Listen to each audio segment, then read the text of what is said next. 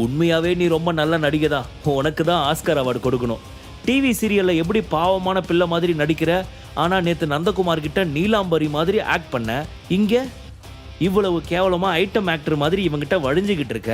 நிஜமாவே you R A very good super duper actor மா ஷான்வி என்று சொல்லிக்கொண்டே கைத்தட்டியவாறு தன் அருகே ஏதோ தேடியவன் அருகே இருந்த பூஜாடி ஒன்றை எடுத்து அவள் மீது தூக்கி எறிந்தான். ஆக்சுவலி பொண்ணுங்க மேல நான் கை வைக்கிறது இல்ல, ஆனா உன்ன மாதிரி கேவலமான பொண்ணுங்களை இந்த மாதிரி அட்டாக் பண்றதுல தப்பே இல்லை. உனக்கு எவ்வளவு தைரியம் இருந்துச்சுன்னா நீ என்னோட ஒய்ஃப் பத்தி தப்பா பேசுவ? இதுக்கும் நீ அங்க ஆபீஸ்ல ரொம்ப ரூடா நடந்துகிட்டதுக்கு தான் இந்த பனிஷ்மெண்ட் உனக்கு என்று சொன்னவன் ஜேம்ஸ் மூக்கில் ஓங்கி ஒரு குத்துவிட அவன் மூக்கில் இருந்து ரத்தம் பொலபொலவென வடிய ஆரம்பித்தது. உடனே அவனது பாதுகாப்பிற்காக வந்திருந்த 10-15 பாடிகார்ட்ஸ் அனைவரும் விக்ரமை சுற்றி வளைக்க அவர்கள் அனைவரையுமே அடித்து நொறுக்க ஆரம்பித்தான். ஒருவன் பின் ஒருவனாக கன்னுடன் கையில் அடிதடி ஸ்டிக்குடன் வந்து விக்ரமை தாக்க அவர்கள் யாராலையுமே விக்ரமை வெல்லவே முடியவில்லை. அனைவரையுமே அடித்து துவம்சம் செய்து விட்டான். இவன் ஆள் யார் என்ன எப்படின்னு எதுவுமே தெரியாம நாம வாண்டடா வந்து மோதிட்டோம்னு நினைக்கிறேன். 10-15 பேரை அசால்ட்டா அடிச்சு நொறுக்கிட்டான். இவனுக்கு இவங்க எல்லாம் பத்தாது, இன்னும் 50-100 பாடிகார்ட்ஸ் வேணும்.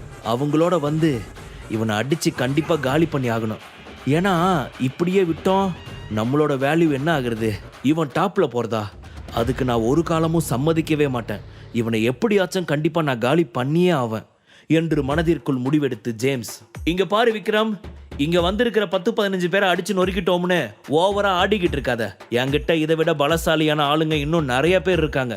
எல்லாரையும் ஒட்டு மொத்தமா கூட்டிட்டு வந்து உன்னை நான் காலி பண்ணியே தீருவேன் என்று அவன் சவாலாக சொல்ல, என்ன செல்லக்குட்டி, அதுக்கு நான் உன்னை இங்கிருந்து விட்டாதானே நீ அடுத்த ஆளுங்களை வர வைப்ப என்று சொன்னவாறு அவன் அருகில் வந்தவன் தன் போனை எடுத்து யாருக்கோ கால் செய்ய போன ஜேம்ஸின் வயிற்றில் ஓங்கி ஒரு குத்து குத்த அவன் தன் கையில் வைத்திருந்த போனை பூமியில் நழுவ விட்டான்.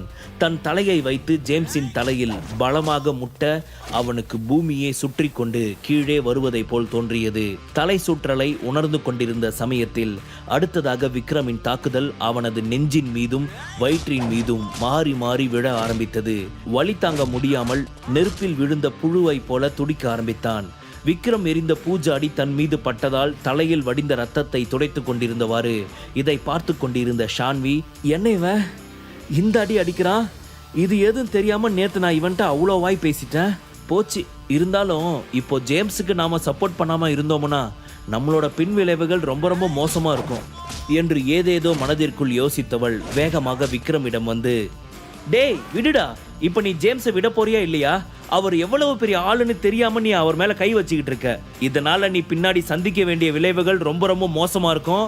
மனசுல வச்சுக்கோ, நான் சொல்றேன், ஒழுங்கு மரியாதை விட்டுரு என்று விக்ரமின் கைகளை பிடித்து தடுக்க நினைக்க விக்ரமும் ஜேம்ஸை அடிப்பதை விட்டுவிட்டு இப்பொழுது ஷான்வியை அடிக்க ஆரம்பித்தான். பலார் பலார் என்று அவளது இரு கன்னங்களிலும் ஓங்கி அறைய ஆரம்பித்தான். இவனை அடிக்கிறத விட்டுட்டு உன்னை அடிச்சாதான் கரெக்டா இருக்கும். ஏன்னா என்ன நானே சமாதானம் பண்ணினாலும் என் மேல எனக்கு வர கோபத்தை என்னால கண்ட்ரோல் பண்ணவே முடியல. வெளிநாட்டுல இருந்து வர ஒருத்தனுக்காக நம்ம உள்நாட்டுல இருக்கிறவங்கள நீ எந்த அளவுக்கு கேவலமா நடத்துற? உனக்கெல்லாம் பணம் அவ்வளவு பெருசா போச்சு, இருக்கிறத வச்சு உனக்கு வாழ தெரியாதா? எப்படி நீ இந்த அளவுக்கு பேராசைப்படுற? உன்ன மாதிரி ஆள் எல்லாம் இருக்கவே கூடாது. இதுல நீ என் பேபியை வேற அசிங்கப்படுத்துவேன்னு சொல்லிட்டு இருக்கியா?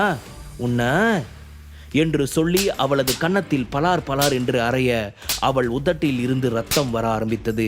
அதன் பின் அவனின் ஒரே அடியில் அவள் சுருண்டு கீழே விழுந்தாள். அதன் பின் அவனுடைய தாக்குதல் மீண்டும் ஜேம்ஸை நோக்கி சென்றது. அவன் கழுத்தை பிடித்து நெருக்க ஆரம்பித்தான் விக்ரம். அவனுக்கு மூச்சு முட்டுவது போல் இருந்தது. என்ன என்ன என்ன விட்டு விட்டு என்று அவன் சொல்ல நினைத்தாலும் அந்த வார்த்தை அவன் மனதிற்குள்ளேயே தான் அலைமோதி கொண்டிருந்ததே தவிர தொண்டை குழியை விட்டு வெளியே வரவே இல்லை. காரணம், அத்தனை இறுக்கமாக இருந்தது விக்ரமின் பிடி. அவனால் ஒரு வார்த்தை கூட பேசவே முடியவில்லை. காற்று மட்டுமே வந்ததே தவிர ஒரு வார்த்தை கூட வெளியே வரவில்லை. திடீரென விக்ரமின் மனதிற்குள் ஏதோ ஒரு யோசனை தோன்றியது. நம்ம பேசாம இந்த நாயை இங்க வச்சு அடிச்சிட்டு இருக்கோம். ஒருவேளை இதுல இவன் செத்துட்டானா கண்டிப்பா இதனால சுரபியோட கம்பெனிக்கு தான் கெட்ட பேர் வரும். என்னால் அந்த பிரச்சனையை சரி பண்ண முடியும். அப்படினாலும் இங்க ஒரு பிளாக் மார்க் வந்துருச்சுன்னா அதை யாராலையுமே மாற்ற முடியாது. என்னதான் சரி பண்ணாலும் எப்பவுமே அவங்க ஒரு தப்பான தாட்ல தான் அதை பார்க்க ஆரம்பிப்பாங்க.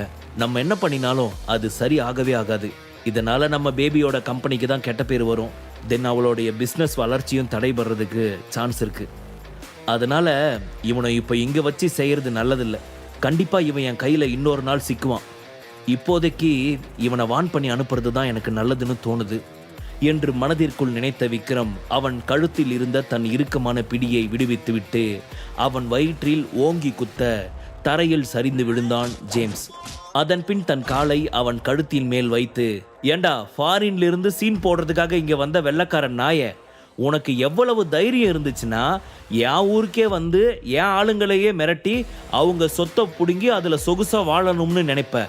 அந்த மாதிரி நீ நினைச்சதே தப்பு.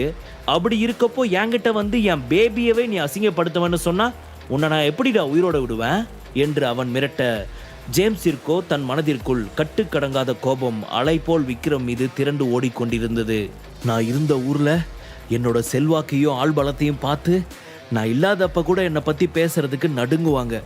ஆனா இவன் இப்போ என்னை சாவோட விளிம்பு வரைக்கும் கூட்டிட்டு போயிட்டு வந்துட்டான். எனக்கு சாவு பயத்தை காட்டிட்டான். இவனை நான் சும்மா விட போறதே இல்லை. கண்டிப்பா என் வாழ்க்கையில யாருமே என்னை இந்த அளவுக்கு எதிர்த்ததே கிடையாது. இது என்னோட வாழ்க்கையில ஏற்பட்ட ரொம்ப பெரிய அடி என்று தனக்குத்தானே யோசித்த ஜேம்ஸ் விக்ரமை பார்த்து அத்தனை கொடூரமான ஒரு வழியிலும் சிரித்துக்கொண்டே, விக்ரம், நீ என் மேல கையை வச்சு ரொம்ப பெரிய தப்பு பண்ணிட்ட. கண்டிப்பா இதுக்கெல்லாம் சேர்த்து நான் 10 மடங்கு உனக்கு திருப்பி கொடுப்பேன். ஆனா உனக்கு ஒரே ஒரு சான்ஸ் ஃபைனலா கொடுக்குறேன். உனக்கு உயிர் மேல ஆசை இருந்துச்சுன்னா கண்டிப்பா என்னை இப்பவே இந்த இடத்துலயே கொன்னுடு. ஒருவேளை நீ என்னை உயிரோட விட்ட அடுத்து நீ கண்டிப்பா சாகிறது கன்ஃபார்ம். இதை யாராலையும் மாற்ற முடியாது என்று சொல்ல, என்கிட்ட வாங்கின அடிக்கு இவன் இந்நேரம் செத்து இருக்கணும். ஆனா இவ்வளவு அடி வாங்கியும் இவன் இவ்வளவு திமிரா பேசுறான்னா இவனை நாம கொஞ்சம் வித்தியாசமா தான் கவனிக்கணும். அப்பதான் இந்த மாதிரி எல்லாம் திமிரா பேசவே மாட்டான் என்று மனதிற்குள் நினைத்த விக்ரமிற்கு ஜேம்ஸ் க்ரூஸ் லண்டனில் பிறந்து அமெரிக்கா சென்று அங்கு ஒரு பிசினஸை தொடங்கி அதில் படிப்படியாக உயர்ந்து அதன் மூலம் மிகப்பெரிய அந்தஸ்தை அடைந்து தனக்கென அங்கே ஒரு பணபலம் ஆள்பலம் என மிகப்பெரிய அங்கீகாரத்தை நிலைநிறுத்தி கொண்டவன் என்பது சௌந்தர்யா மூலம் ஏற்கனவே அவன் கேள்விப்பட்டு இருந்ததால் இத்தனை திமிர் இருப்பது ஒன்றும் அத்தனை கடினம் அல்ல என்பது புரிந்து சிரித்து கொண்டே அவனை பார்த்து, இங்க பாருடா ஃபாரின் வெள்ளமண்டியா, எனக்கு உன்னை கொல்றதுல எந்த ஆட்சேபனையும் இல்லை. கண்டிப்பா உன்னோட சாவு என் கையில தான். ஆனா இப்ப நான் உன்னை கொல்ற மூட்ல இல்லப்பா. எனக்கு மூடு வரும்போது நானே டைரக்டா வந்து உன்னை கொன்னுட்டு தான் போவேன். அதுல எந்த ஒரு மாற்றமும் இல்லை. உனக்கு 10 செகண்ட்ஸ் டைம் தரேன். அதுக்குள்ள நீ இங்கிருந்து கிளம்பி ஓடிடு. முழு கதையையும் கேட்டு மகிழ பாக்கெட் FM ஆப்பை டவுன்லோட் செய்யுங்கள். லிங்க் டிஸ்கிரிப்ஷனில் கொடுக்கப்பட்டுள்ளது.